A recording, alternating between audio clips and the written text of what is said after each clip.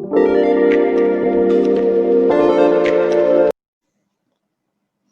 saya ucapkan terima kasih kepada Atasilani Abayasarani yang telah memberikan kesempatan saya pada hari ini untuk membabarkan sedikit pengetahuan Dhamma tentang kecantikan dan ketampanan. Sebelumnya, marilah kita merangkapkan kedua belah tangan kita di depan dada seraya menjunjung Guru Agung junjungan kita, Buddha Gautama. Namo tassa bhagavato arahato sama sambuddhassa. Namo tassa bhagavato arahato sama sambuddhassa. Namo tassa bhagavato arahato sama sambuddhassa. Passa citakang bimbang arukayang samusitang aturahang bahusa kapang yasa nati duarang titik. Dikutip dari Jarawaga Syair 147. Sebelumnya yang saya hormati Yang Mulia Bante, dan yang saya hormati pula Atasilani Abayasarani dan Dira Sarani sebagai senior saya, dan juga salam sejahtera bagi kita semua. Terimalah salam kasih dalam Dhamma, Sotihotu, Namo Buddhaya. Nah, pada hari ini saya berkesempatan untuk memberikan sedikit uraian atau diskusi Dhamma tentang di balik kecantikan dan ketampanan. Bisa next sila.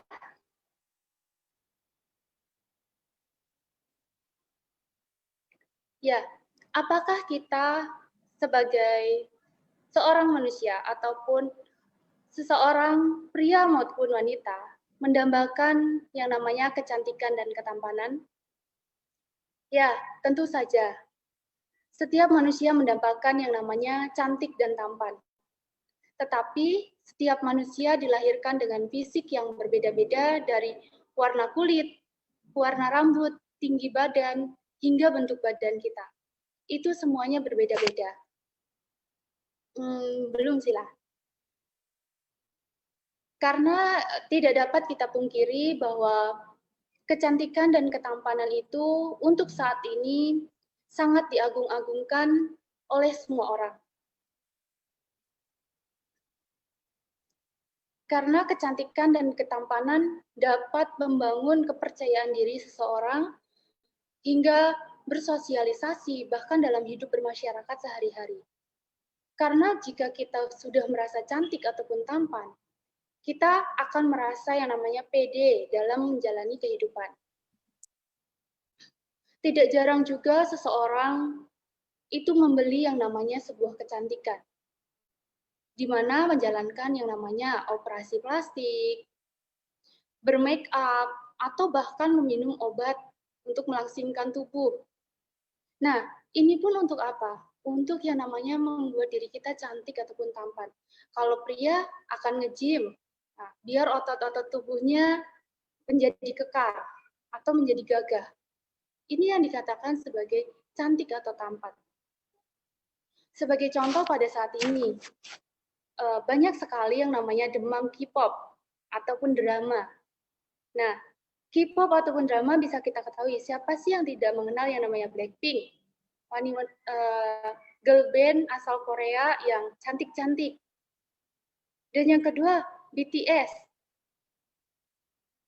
Pria ganteng-ganteng, jago menyanyi, juga sebagai aktor, itu juga termasuk yang dikatakan sebagai tampan. Atau bahkan aktor Korea yang bernama Lee Min Ho. Banyak sekali yang mengatakan bahwa Lee Min Ho ini sangatlah tampan, berbakat. Apakah ini yang dinamakan tampan? Ketampanan mereka semua ataupun kecantikan mereka itu sangat digilai atau banyak orang tergila-gila untuk bisa yang namanya mendapatkan atau bahkan ngefans bahasanya. Banyak poster di dinding bagi anak remaja terutama karena sangat menyukai idol mereka. Yang dimana mereka ini memiliki ketampanan dan juga kecantikan yang bisa dikatakan katanya di atas rata-rata, seperti itu. Di Korea sendiri pun juga memiliki wajah yang kurang bagus, juga mereka akan melakukan yang namanya operasi plastik demi mendapatkan wajah yang cantik ataupun tampan. Dan bisa menjadi aktor ataupun penyanyi. Tetapi, apa sih itu sebenarnya cantik dan tampan? Tapi apa sih itu sebenarnya cantik atau tampan? Banyak orang sulit mendefinisikan cantik atau tampan. Kebanyakan orang mengatakan bahwa tampan atau cantik itu relatif. Karena mengapa? Seseorang itu memiliki yang namanya standar ketampanan masing-masing. Atau mereka bisa melihat bahwa, oh ini tampan, oh kamu jelek, oh kamu cantik. Itu mereka mempunyai persepsi tersendiri dalam melihatnya. Hal inilah yang dikatakan sebagai mereka mengatakan kalau cantik dan tampan itu adalah relatif. Tetapi giliran ditanya, kita berikan foto namanya Dian Sastro sebagai artis Indonesia wanita, mereka akan mengatakan bahwa Dian Sastro ini sangatlah cantik. Tidak banyak yang mengatakan bahwa Dian Sastro ini tidak cantik. Banyak yang mengatakan bahwa Dian Sastro adalah cantik. Jadi di mana yang dikatakan sebagai relatif? Dan untuk wanita, jika diberikan foto yang namanya Aliando sebagai aktor muda Indonesia, aktor muda Indonesia yang sangat berbakat baik dalam bidang akademik maupun dalam bidang perfilman. Mereka mengatakan bahwa Aliando ini sangat ganteng, tampan sebagai aktor muda yang sudah berbakat. Jadi di mana yang dikatakan sebagai tampan yang relatif? Tetapi di sini dalam kamus KBBI, cantik itu diartikan sebagai elok, molek, dan rupawan. Sedangkan tampan dikatakan sebagai seorang yang gagah, memiliki kepribadian yang baik, dan juga memiliki postur tubuh yang ideal, seperti tidak terlalu tinggi ataupun tidak terlalu pendek, seperti itu. Sedangkan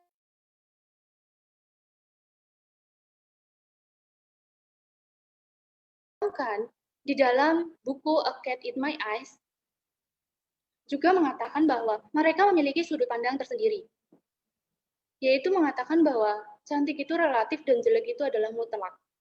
Di mana mereka mengatakan seperti itu, mengapa? Karena orang yang jelek bisa dibuat menjadi cantik, yaitu dengan cara yang pertama tadi, operasi, bisa. Minum obat, bisa. Atau bahkan yang saat ini lagi tren, make up. Bahkan banyak sekali yang mengatakan bahwa wanita-wanita ini wanita yang cantik hanya karena make up, bukan karena dari dirinya, dari fisiknya sendiri. Karena mengapa? Kamu sudah jelek, tapi kamu tuh jeleknya jelek mutlak. Jadi kamu tuh cantik bukan karena cantik karena fisik kamu yang memang sudah dari lahirnya kamu cantik, seperti itu. Makanya dikatakan sebagai cantik relatif dan jelek itu adalah mutlak. Sedangkan dalam buku dan artikel yang dalam judul artikel The Truth About Beauty, cantik juga dikatakan sebagai apapun yang secara seksual menarik untuk pria. Ini yang dikatakan seorang pria.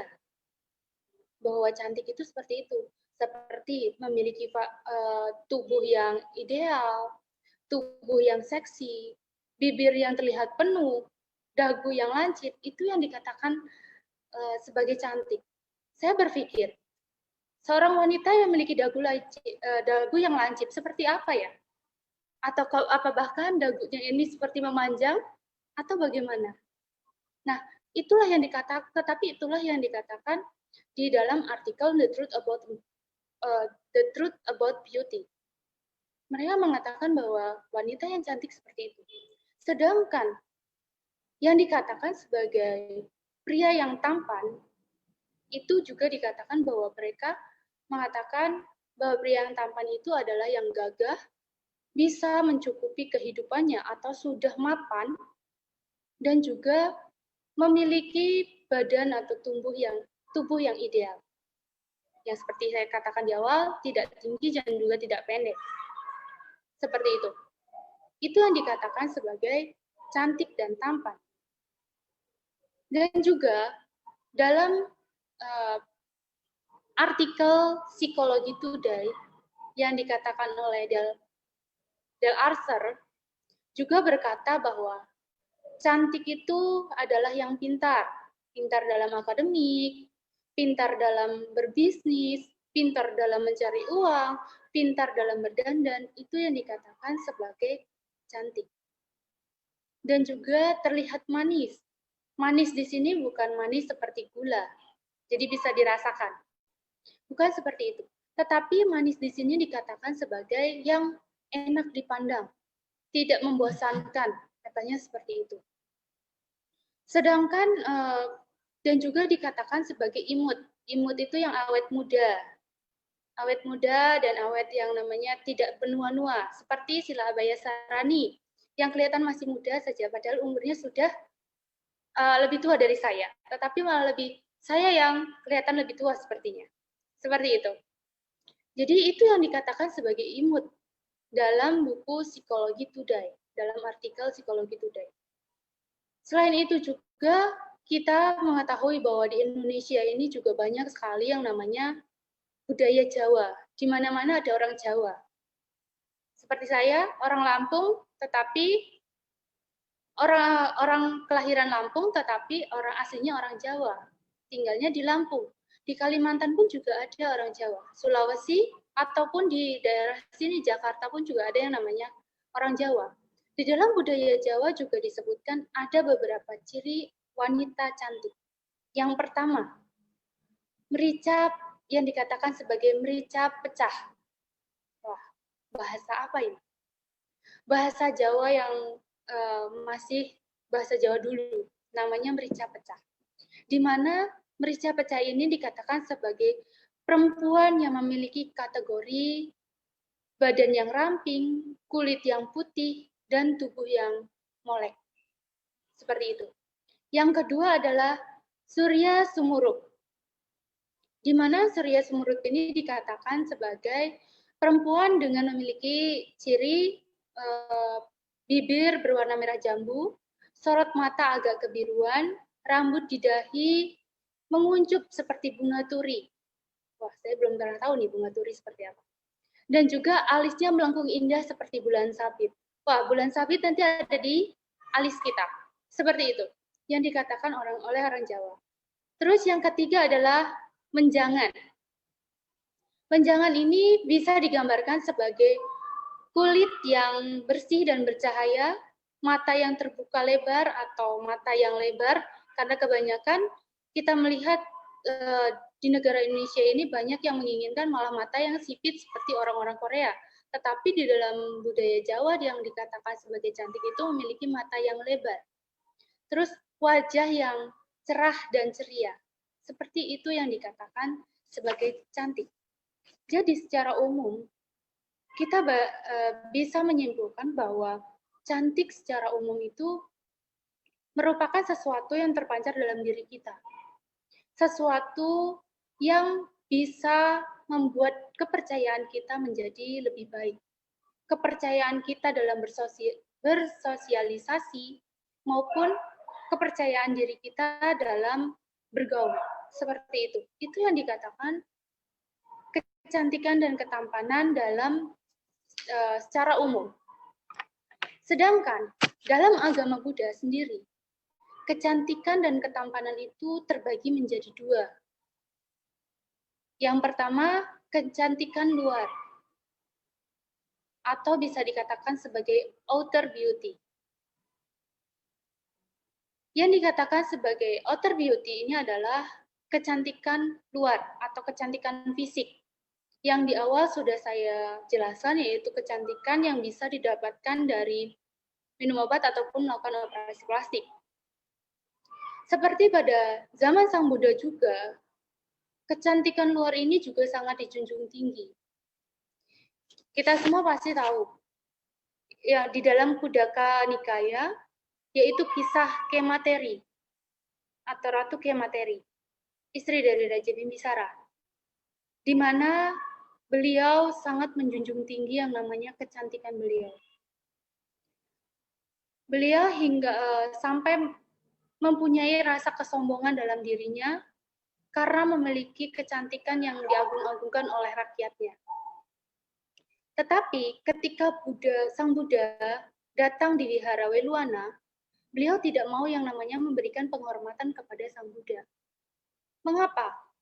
Karena Ratu Kema ini mendengarkan omongan orang lain bahwa Sang Buddha tidak memperdulikan yang namanya kecantikan daripada Ratu Kema, yang dimana membuat Ratu Kema ini merasa tidaklah penting untuk menghormati Sang Buddha. Makanya Ratu Kema menghindar dari Sang Buddha.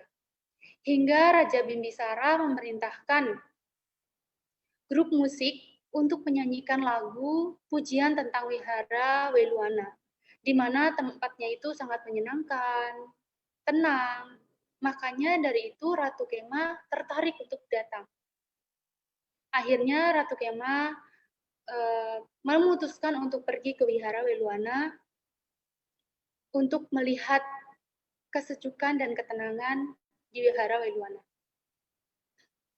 Setelah sampai di Weluwana, ternyata Sang Buddha pada saat itu sedang membabarkan dhamma kepada Raja Bimbisara. Yang dimana Ratu Kema pada saat itu melihat Sang Buddha membabarkan dhammanya kepada Raja Bimbisara. Dengan kekuatan yang sangat luar biasa yang dilakukan oleh Sang Buddha, akhirnya memperlihatkan seorang wanita cantik di sisi Sang Buddha. Wanita cantik ini melebihi kecantikan daripada Ratu Kema.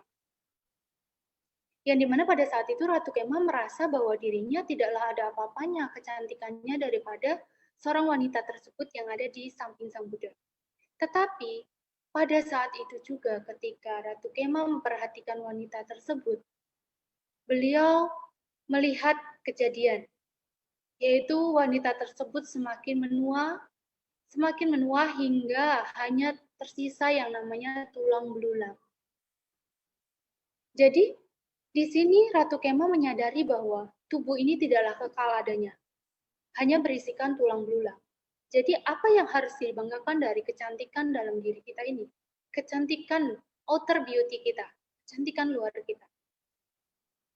Jadi sebenarnya kecantikan dan ketampanan yang ada dalam diri kita ini tidaklah kekal.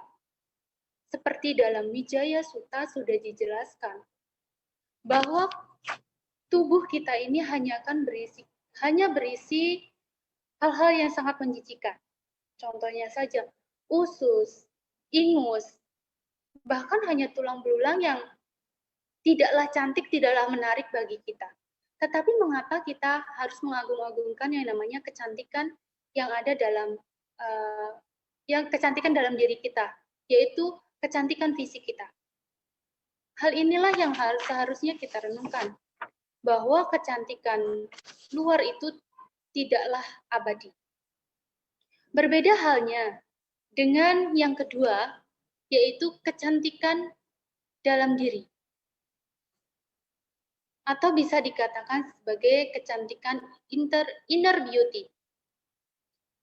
Kecantikan inner beauty ini sangat berhubungan erat dengan kepribadian seseorang yang memunculkan aura positif dan kecantikan yang berasal dari dalam dirinya. Yang dimana hal ini berhubungan dengan moral dan spiritual daripada orang tersebut. Kecantikan dari dalam atau inner beauty ini itu dapat kita lihat dari tutur katanya, karakternya yang baik, serta perilakunya yang baik. Sang Buddha mengatakan bahwa jika kita ingin mendapatkan yang namanya kecantikan dalam diri kita, setidaknya kita mengembangkan pengalaman spiritual kita dengan melatih sila, samadhi, dan panya. Yang dimana di Jalan Mulia Berunsur 8 sudah dijelaskan. Ada 8 jalan. Sila, menjaga ucapan, perbuatan. Itu adalah sila dan mata pencarian yang benar. Kecantikan dalam diri bisa muncul. Seperti sering menjalankan tidak membunuh. Kita dijelaskan bahwa tidak membunuh akan mendapatkan umur yang panjang. Tidak mencuri, kita akan mendapatkan kebahagiaan, kekayaan. Seperti itu. Jadi kita harus sering-sering menjalankan yang namanya sila, samadhi, dan panya untuk mendapatkan kecantikan dalam diri kita. Atau kecantikan inner beauty kita, kecantikan dalam jiwa kita. Dengan cara menjalankan spiritual yang baik.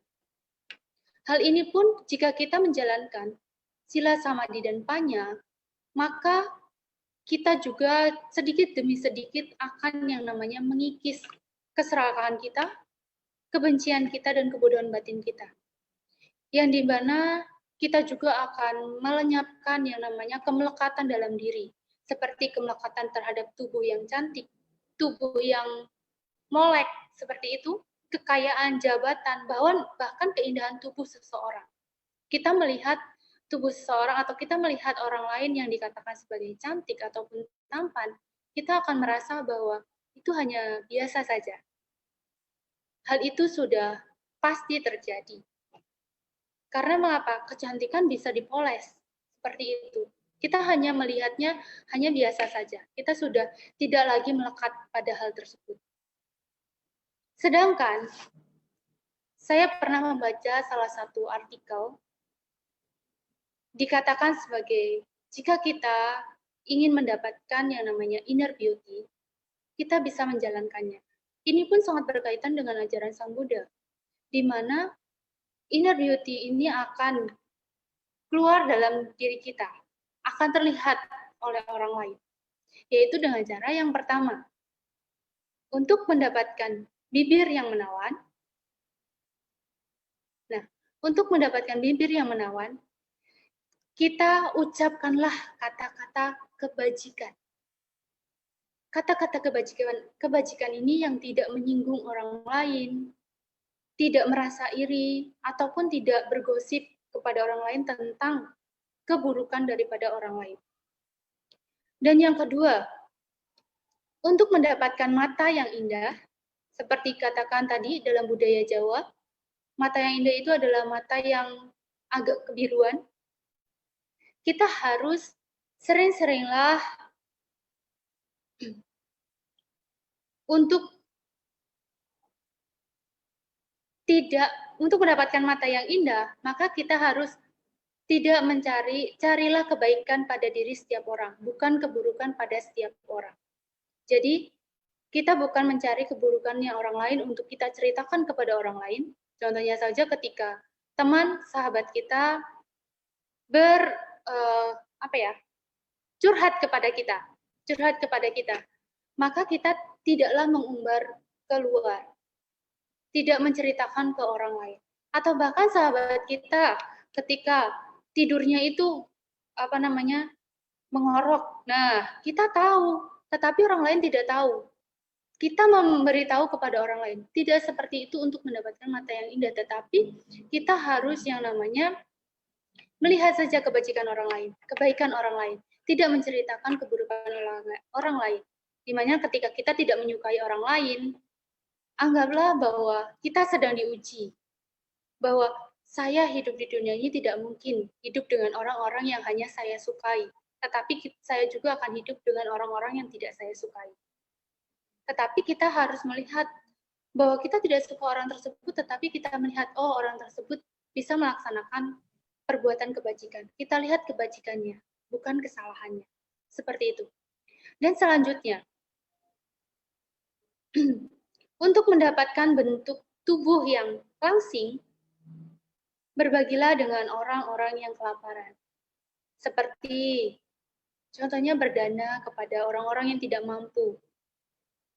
orang-orang yang membutuhkan.